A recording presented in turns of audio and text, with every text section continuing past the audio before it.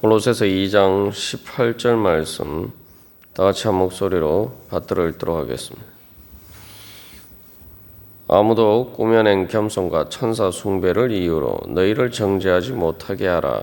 그가 그 본 것에 의지하여 그 육신의 생각을 따라 헛되이 과장하고. 아멘. 우리가 어제 이 말씀을 통해서 이 천사 숭배를 천사들의 천상의 예배에 참여하는 것으로 이 해석을 할 때에 또 왜 그런 것들이 육신의 생각을 따라 헛된 것을 의지하는 것인지 우리가 살펴보았습니다. 그래서 이걸 천사 숭배를 천사들을 숭배하는 것이든지 또 천사들의 천상의 예배에 참여하는 것이든지 어느 것이든지 바로 예수 그리스도의 그 보혈의 은혜를 통해서 하나님의 은혜 보좌 앞에 나아가는 것이 아니라 어떤 그 이미 폐해진 구약의 율법이나 그런 인간적으로 생각해냈을 때 또 그때 당시 헬라 사상에 의해서 그런 천사들이나 또 원소들에게 어떤 요구 조건을 충족시킴으로써 그 하늘에 이를 수 있다 이렇게 생각하는 것, 그게 바로 이제 육신의 생각이라는 거죠. 하나님께서 주신 방법이 아닌 예수 그리스도를 믿는 믿음의 방법이 아닌 것은 말 그대로 자기가 생각하는 육신의 생각에서 나온 것이기 때문에 그것은 헛된 것이다라는 것입니다. 그래서 이 천사를 숭배하는 것이나 천사들의 천상의 예배에 참여하는 것이나 궁극적인 목적은 이제 이 하나님 나라에 도달하는 것인데, 그러한 것을 위해서는 바로 천사들에게 무엇을 맞추는 것이 아니라 이제 예수님을 믿는 믿음으로 예수님을 통해서 나아갈 수 있다는 것을 믿었어야 된다는 겁니다.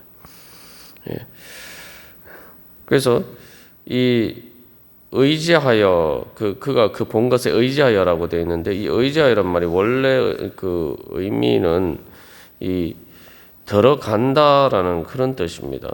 여기 의지하여는 이게 이제 그 문맥에 비추어서 이제 의역을 한 것이고, 원래 의미는 이제 발을 어디에 들여놓다.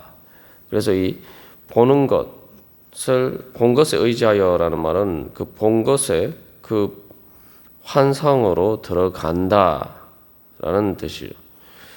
그래서 이 그 환상을 통해서 이 거짓 교사들이 말한 그런 어떤 방법을 통해서 하늘의 그러한 천사나 또한 그 천사들의 천상의 예배에 대한 환상을 보고 이제 그 환상 가운데 그리로 그 하늘로 이제 올라간다는 거죠. 그렇게 이제 주장하는 것입니다. 그런데 또한 이것은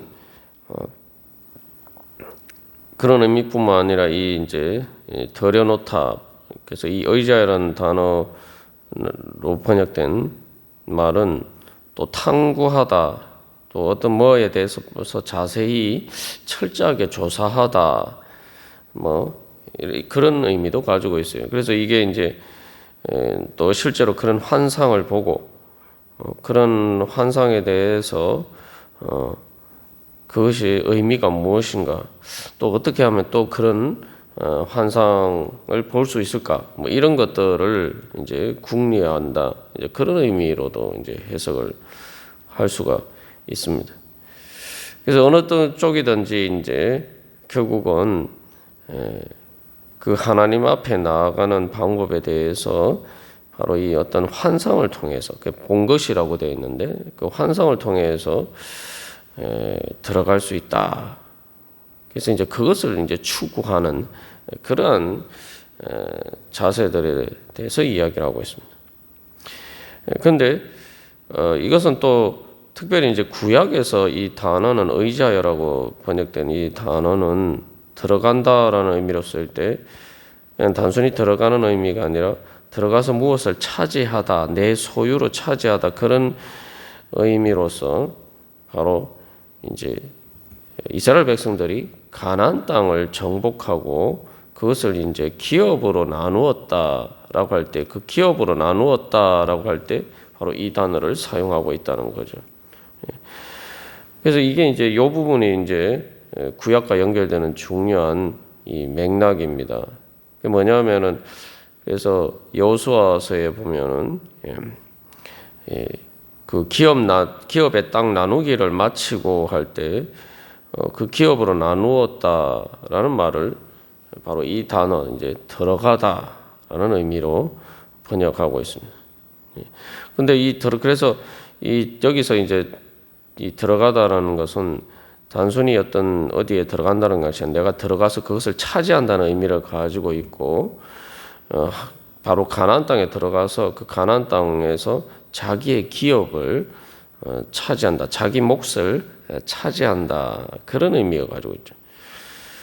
그래서 이 사람들은 바로 그 환상을 통해서 바로 이스라엘 백성들이 가나안 땅에 들어가듯이 천상에 들어가서 그들의 어떤 영적인 몫을 차지한다.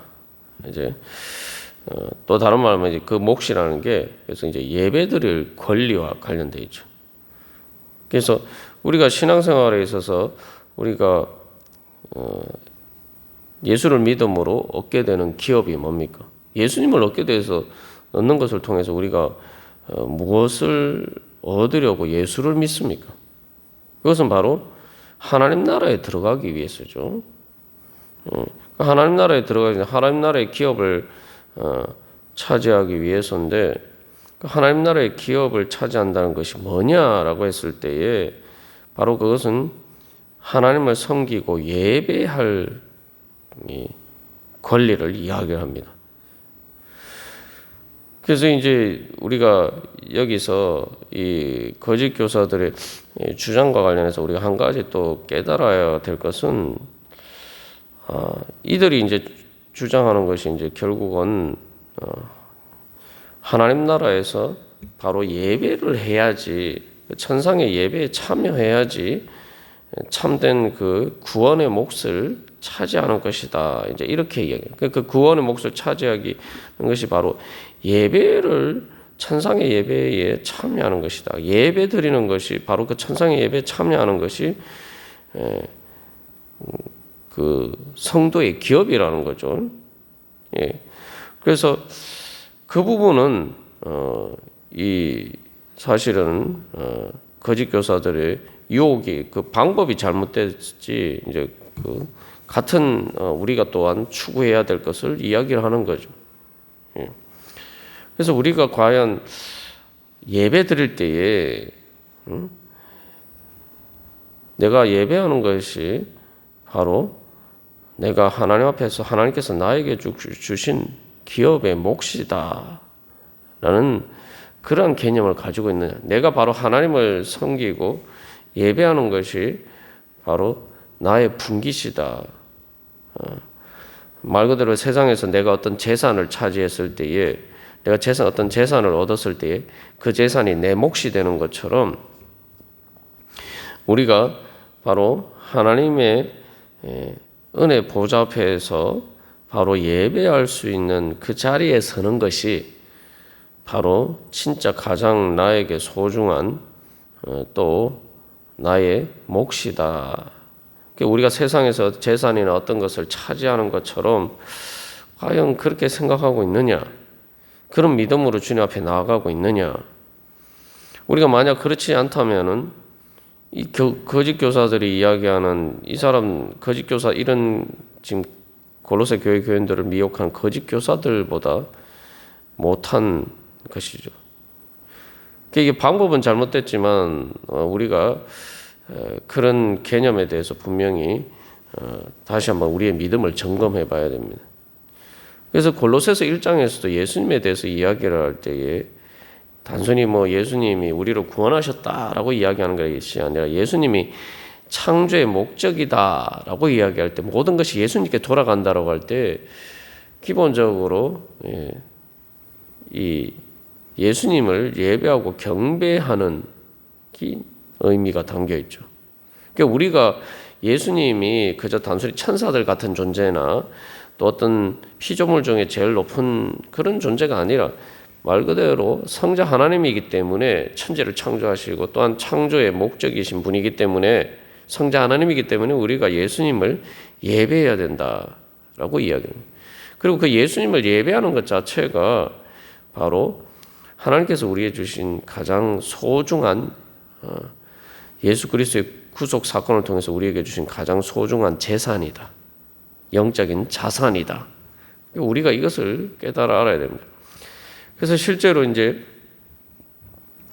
여호수아 22장 27절에서는 그 요단 동쪽에 이제서 그 땅을 차지한 지파들이 있죠. 그 지파들이 이제 요단강가에 어떤 이렇게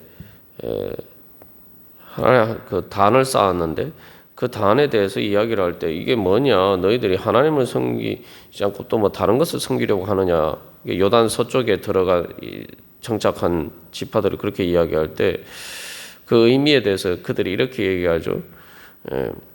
바로 요단강을 통해 요단강을 건너서 가나안 땅에 들어간 그 사람들이, 그 후손들이 이 요단 동쪽에, 요단강을 건너가지 않고 요단 동쪽에 정착한 그 몫을 받은 이스라엘 자손들에게, 야 너희는 여호와께 받을 분깃이 없다, 그렇게 하지 못하게 합니다라고 이야기하고 있어요. 다시 말하면은 뭐냐면은 그러면서 여호와께 받을 분깃, 하나님께 받을 몫이 뭐냐라고 할 때에 바로 여호와 앞에서 우리의 번제와 우리의 다른 제사와 우리의 화목제로 섬기는 것을 이야기해요.